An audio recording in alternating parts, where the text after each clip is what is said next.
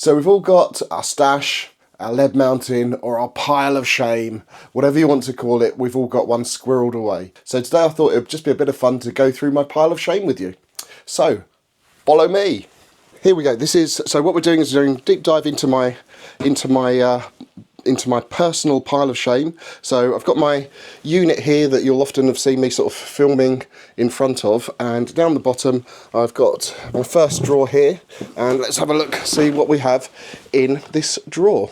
So let's see what we've got in here. First of all, we've got some lovely Napoleonic Württembergers that that were 3D printed by a friend of mine and given to me as a gift, including, if you can see that, a little drum on its own. How nice!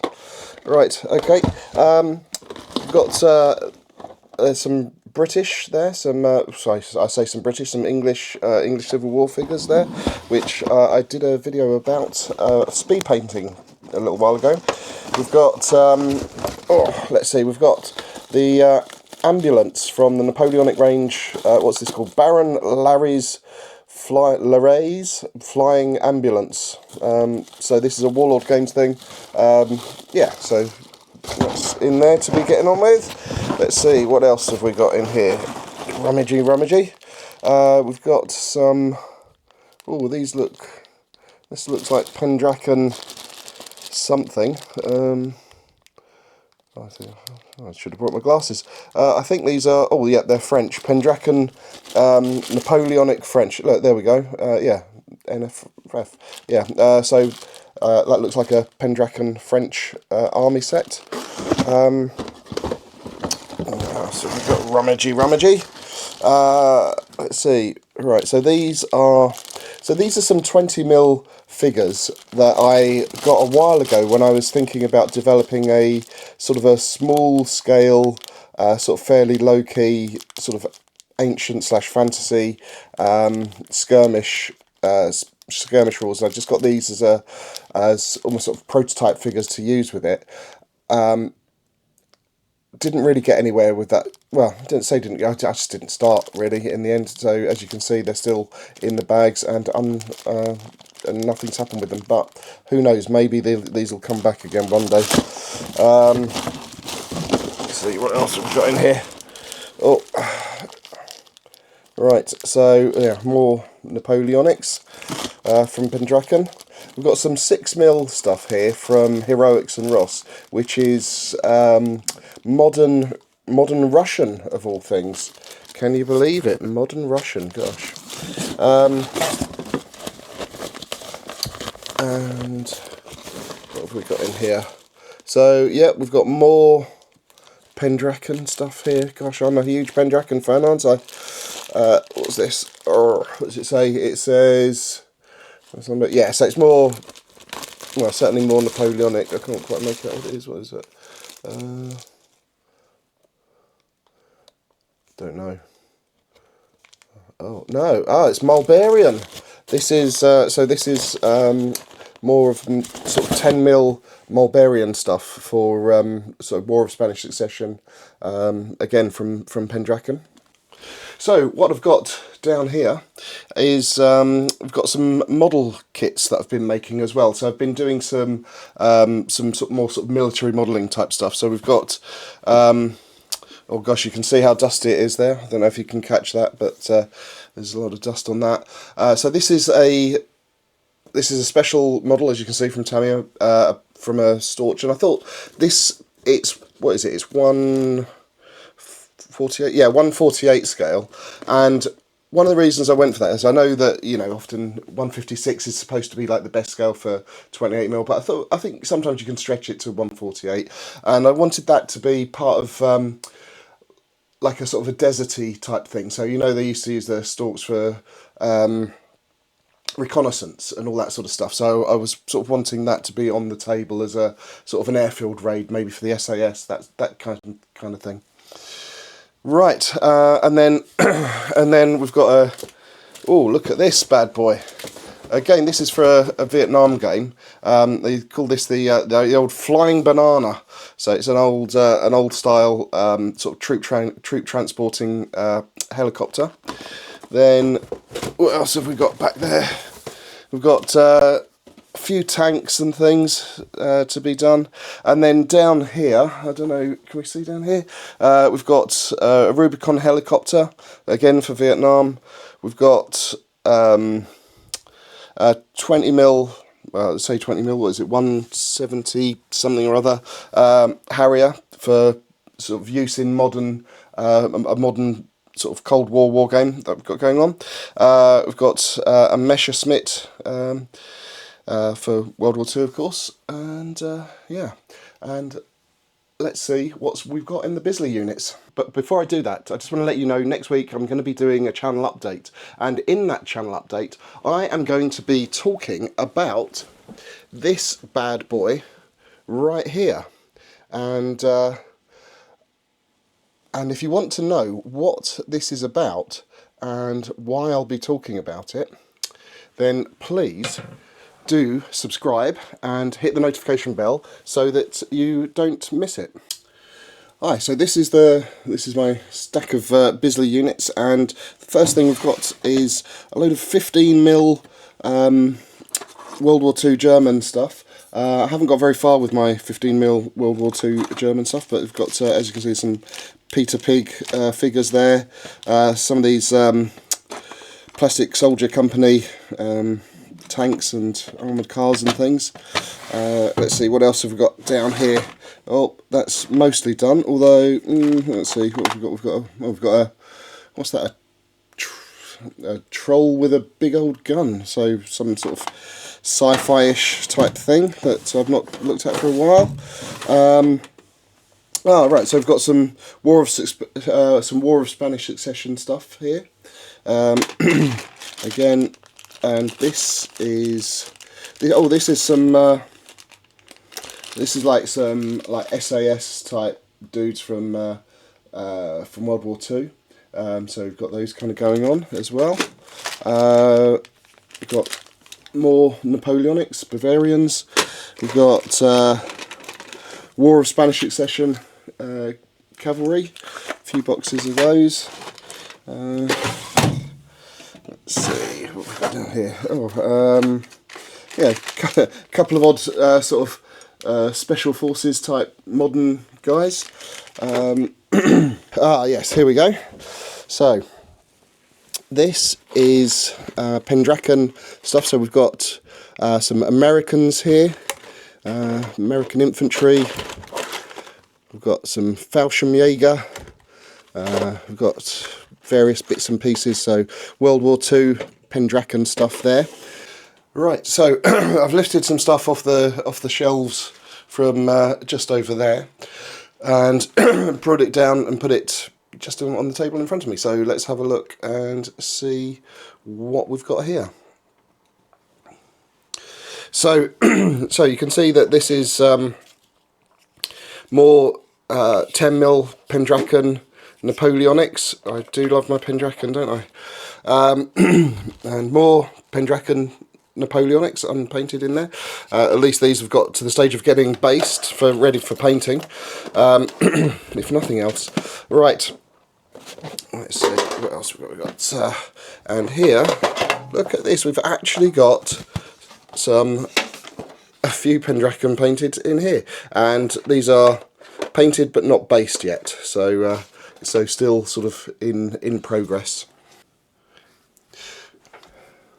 So also from these shelves over here, I've got just a few packets of things lying about, as you do. These are some ancient sort of figures that are designed to be used as a what do you call it, like a command stand. So we've got for a game. So I've got I don't know, some pack mules and things there. And that was very quick, wasn't it? I think I was just showing you those anyway. And then also we have some, like this looks quite interesting. It's a table with some sort of stuff laid out on and all that sort of thing.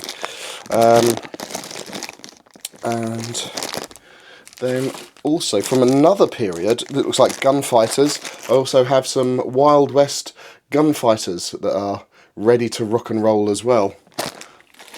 So yeah, yeah, and then we've got a couple of, oh, this one's been beaten up, a couple of aeroplanes. This one's missing a couple of propellers. It's clearly been done to this stage for quite a while, and then left around until it's got knocked around and lost bits and pieces.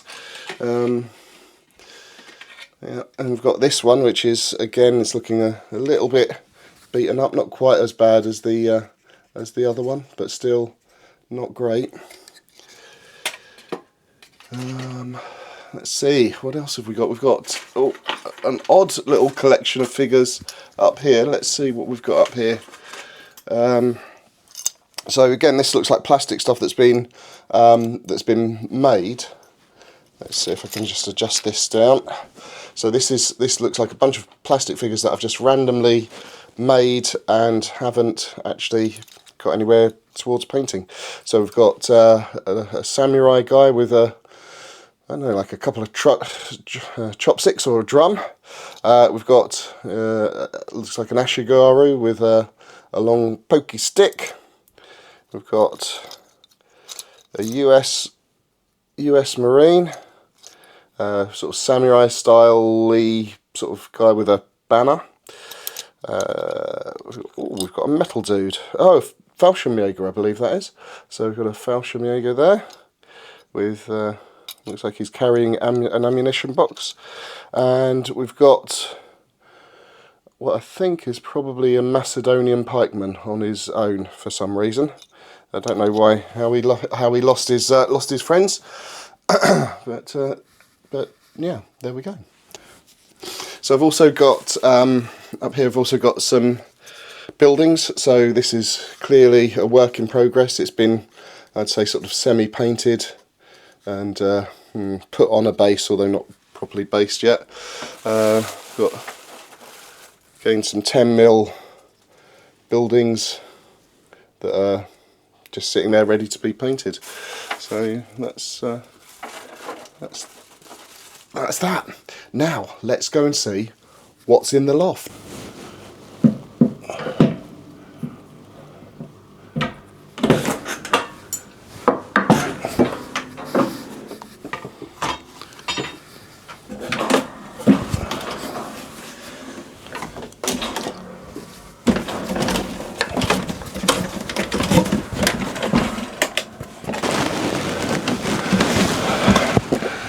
So as you can see, it's quite a state up here, and I think we're going to have a few things for us to run through. First of all, over here we have some 1/32 scale airfix infantry that are work in progress. Okay, so I've got a whole load of boxes here with various bits and pieces in. Most of this is all made and done, but there are one or two things that are still in progress. So for instance, the 15mm Persian army we've got here is what a magnificently beautiful army of silver warriors that is, eh? Yeah, so that's museum miniatures, 15mm Persian army. My intention is to base it for Art de la Guerre, and as you can see, that hasn't got very far. I did the Crusader army, got that all done, well, apart from the officers, and but didn't get anywhere with that one. Then we've also, in here, we've got my Napoleonic naval. I say Napoleonic naval and a few extra tanks and things that have. So we've got the old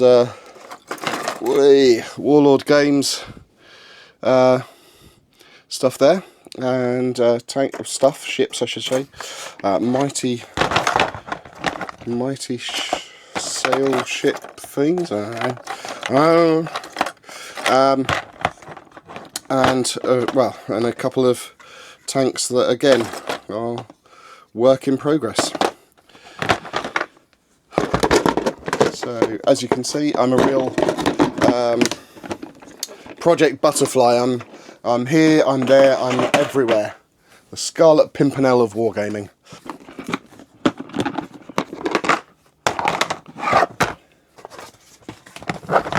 So we've got some 28mm German tanks here. Now, as you can see, some of them are painted, but some of them, this one's assembled, but well, it's clearly not a tank, but you know, a vehicle. Assembled, base coated, but that's it. Assembled, that's it. Assembled, undercoated. Assembled, undercoated. Assembled, undercoated. You can see the pattern. You can see the pattern with this German stuff. I really love the Rubicon models actually, and I love building them and making them. And but then I never feel like I can really sort of do them justice when it comes to the painting. So so I always kind of stall a little bit with the painting until I really need to get them on the table for a game.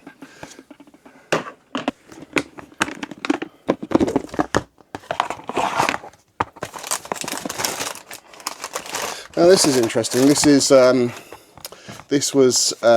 an idea I had for for a game to do with gladiators and things. So the idea was you had areas that you were trying to attack on your opponent, whether it was their head, their right arm, left arm, and each player had a little deck of cards and stuff. And the idea was that it was a real-time game, and it was absolutely mad.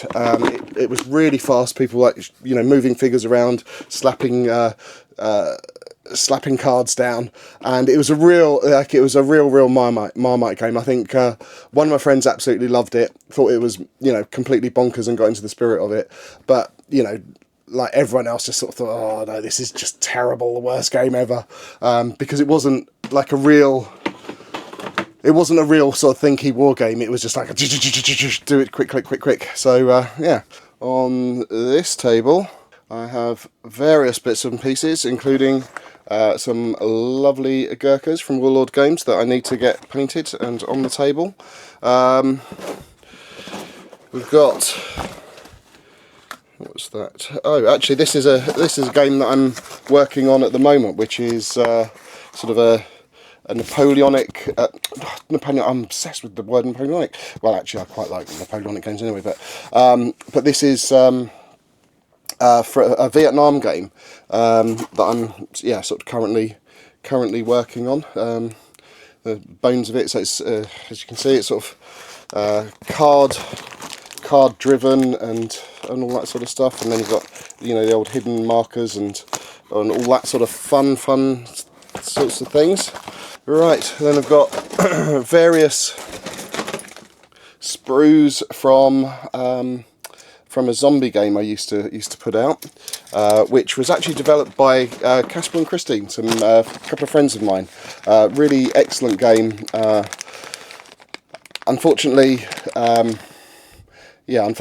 E Street Games didn't survive long enough for that to really make a go of that. But we did get some miniatures out and sort of a light sort of fast play version of the rules initially. But anyway, so as I say, I used to run this company called E Street Games, and yeah, had a couple of games out with that. So we've got some crawling zombies here. So the idea behind the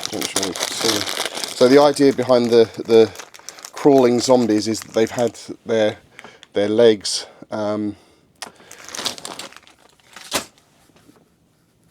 their legs have gone. They've been attacked in some way, shape or form and lost their legs, and they're just kind of, you know, crawling along the ground, which they made quite fun models and a little bit gory, but yeah, quite fun. I think if you want to get hold of those, I think they're probably still available from Caliver Books now. So you can check that out if you're interested. So down here we have my big old box of shame. So we've got things like a King Tiger, we've got Blood Bowl, we've got Gunfighters, we've got Dark Ages, we've got US Marines from Rubicon, we've got Norman Infantry, we've got some Games Workshop stuff there, we've got some Fallschirmjäger, more Blood Bowl, War Machine of all things. Now look at this. Haven't haven't never really got. I sort of got it. I like the models for War Machine, but never really got into the game. Not really my sort of game. But did put together an army or two.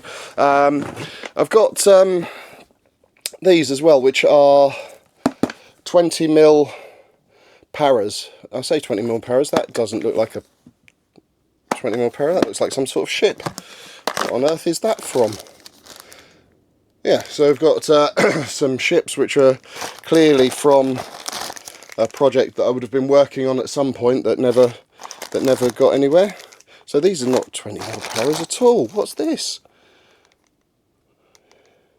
Oh, these are salute figures. So this is a set of the salute figures from the World War I memorial year, where and to sort of mark the armistice, and yeah, that was a set of the figures that was put together for that. So what's in the bag, I wonder? What's in the bag? Oh, bases, just counterpoint scory bases things, war bases. Oh, while we're on the subject of war bases, I'll be meeting them soon for an interview, so don't forget to like and subscribe to catch that interview. And hit the notification bell, of course, as well. So I hope you found that interesting, and as you can see, I certainly found it interesting, reminiscing about some of the projects that I've been involved in the past and some of the things I've been working on. Yeah, please drop us a comment, let us know what's in your pile of shame, and if there was anything that sort of particularly struck you from going through my pile of shame. And hopefully see you soon.